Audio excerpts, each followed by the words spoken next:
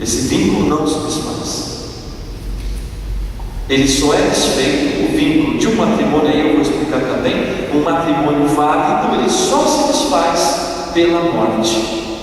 Aliás, também, se não me engano, foi leitura desses dias, acho que de sábado, se não me engano, no Evangelho, onde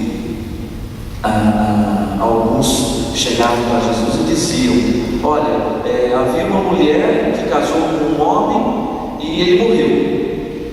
Segundo a lei, o irmão dele deveria assumir a esposa do irmão. E assim aconteceu com todos os 7 irmãos. Cada um que ela casava morria. Morreu por fim o último e morreu a mulher. Aí perguntaram para Jesus: e no céu? Ela vai ser mulher de quem? Se ela casou com os 7. Aí Jesus disse que no céu, no reino dos céus é diferente. Não se casa e não se dá em casamento. Porque o matrimônio é para esta vida. Por isso que a morte, ela desfaz o vínculo matrimonial.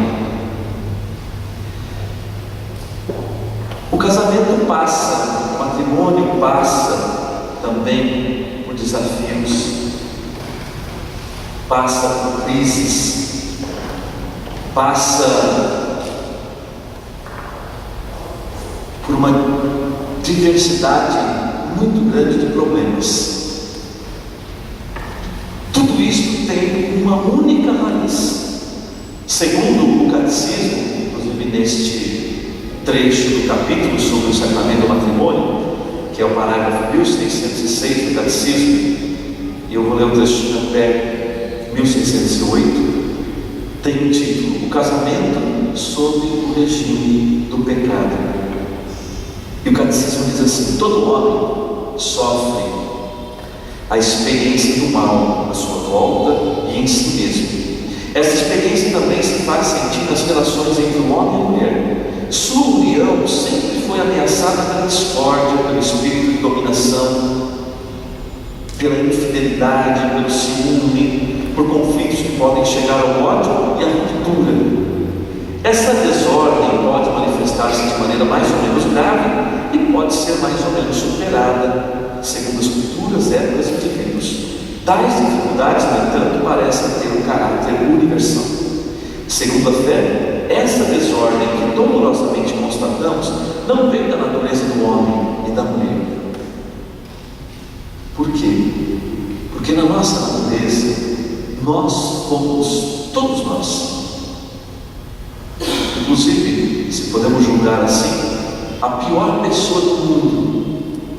Todos fomos criados bons. Deus nos criou bons. Portanto, toda essa desordem, diz o catecismo, não vem da natureza do homem e da mulher, porque a nossa natureza é boa. A nossa natureza é boa, porque nós fomos criados à imagem e semelhança de Deus. Nem da natureza das suas relações, mas do pecado. Tendo sido uma ruptura com Deus, o primeiro pecado tem como primeira consequência a ruptura da comunhão original do homem e da mulher. Suas relações começaram a ser deformadas por acusações recíprocas. Sua atração mútua do próprio Criador transforma-se em relações de dominação e cobiça. A bela vocação do homem e da mulher para ser fecundos, multiplicar-se, sujeitar a terra, é remunerada pelas dores do parto e pelo suor do remo. O 1608 vai dizer assim, que Deus, na sua misericórdia,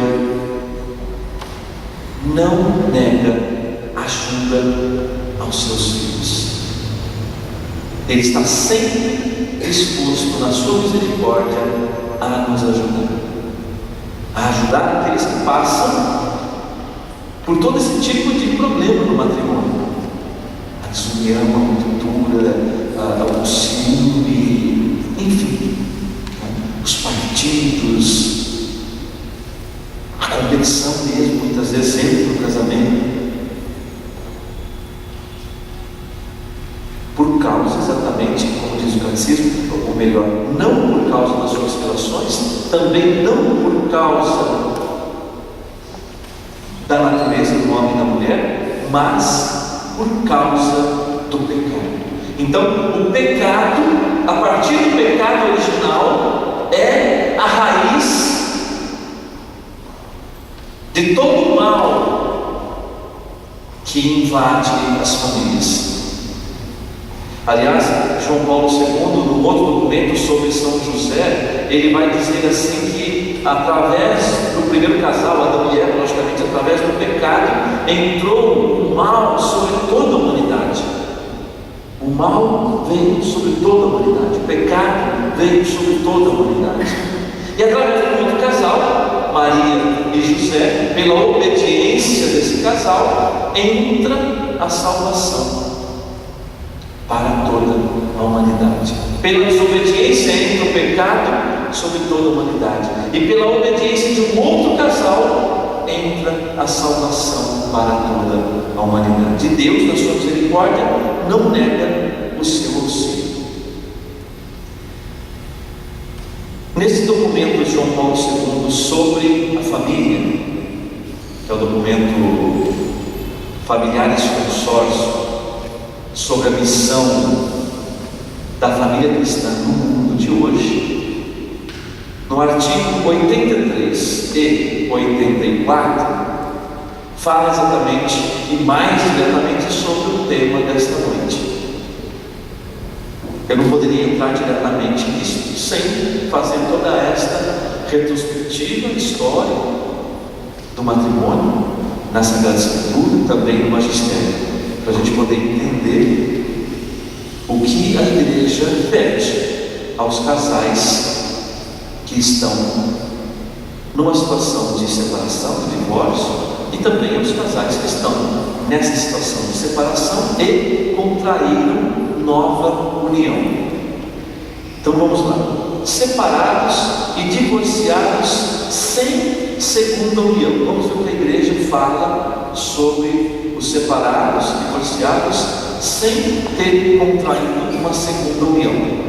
Motivos diversos, quais incompreensões recíprocas, incapacidades de abertura a relações interpessoais, etc., podem conduzir dolorosamente o matrimônio válido a uma fratura, muitas vezes irreparável. Obviamente que a separação deve ser considerada remédio extremo, depois que se tenham demonstrado vãs todas as tentativas razoáveis.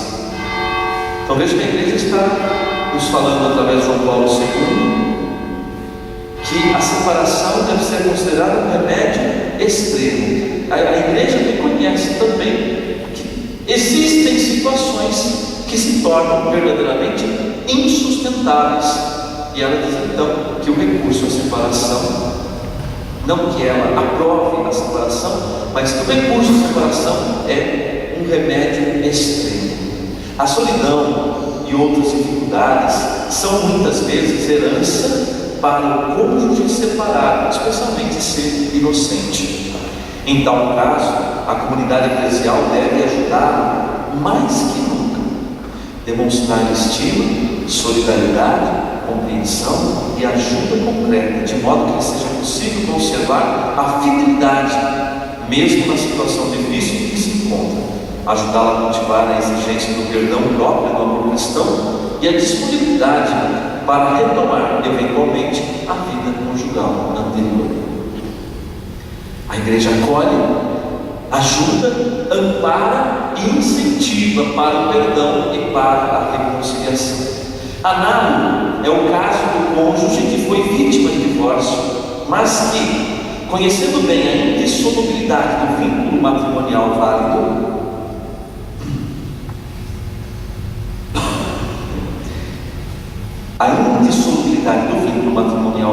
não se deixa arrastar para uma nova união, empenhando-se, ao contrário, unicamente no cumprimento dos deveres familiares e na responsabilidade da vida cristã.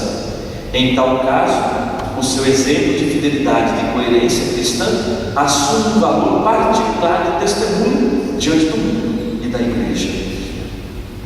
tornando mais necessária ainda da parte desta uma ação contínua de amor e de ajuda, sem algum obstáculo à admissão aos sacramentos.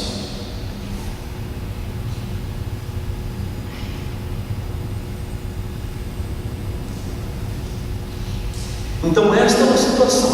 Aqueles que, por uma situação ou outra, acabaram se separando, ou até mesmo muitas vezes foram abandonados, e que, conhecendo e consciente dos seus deveres de cristão, e conscientes da indissolubilidade do matrimônio, que o matrimônio válido,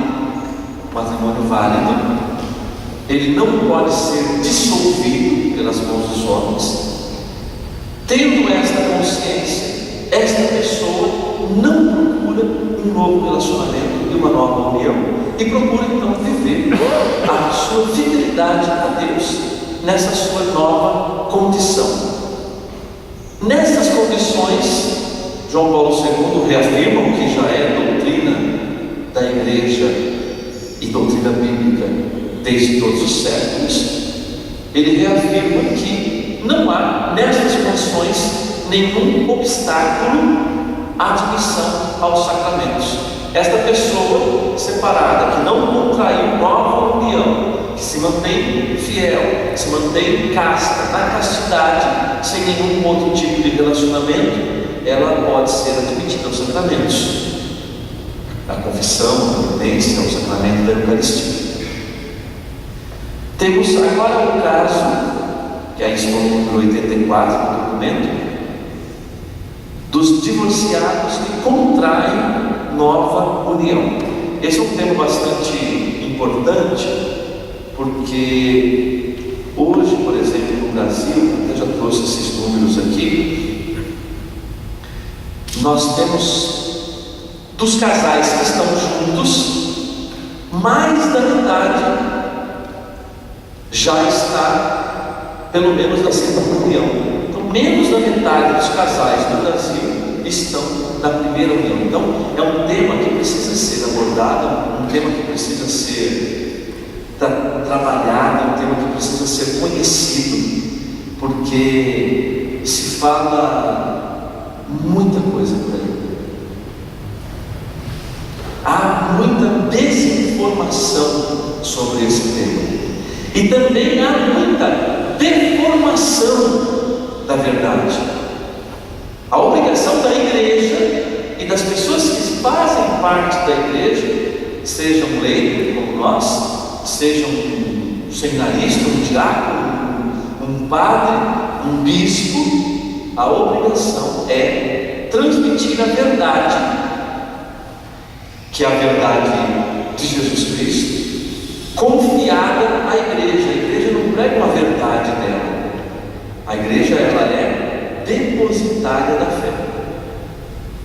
Jesus, ele depositou na igreja a guarda da fé católica.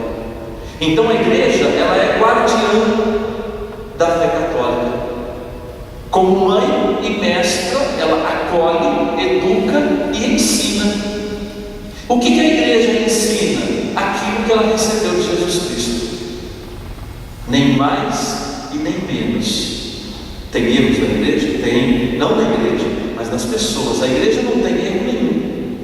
Agora, pessoas que compõem a igreja têm erro, assim como Jesus um dia falou: quem não tem erro, quem não tem pecado, atira a primeira pedra. Todos somos pecadores, inclusive aqueles homens a quem Deus confiou a sua igreja. Ele sabia disso, mas a igreja em si, que recebeu a doutrina de Jesus, não contém erros. Isso é importante a gente saber e ter consciência.